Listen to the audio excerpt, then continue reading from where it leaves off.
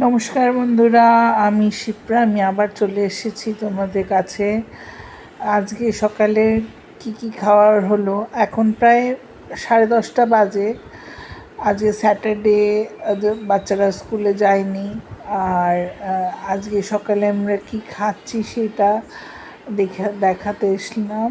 ভাত, আর এটা ডাল, পেঁয়াজের বড়া, আর এটা ডিম দিয়ে আলু দিয়ে কষা। বাচ্চারা ওই ডিম আলু দিয়ে কষা দিয়েই খাবে।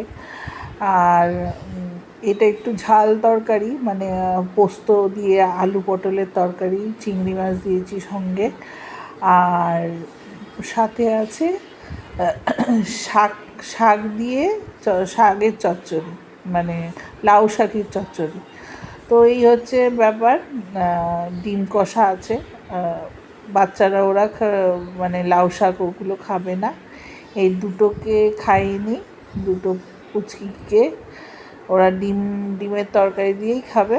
ডিমের তরকারি ঝাল কম দিয়েছি। এই তো, টাটা, আজকে এখানেই।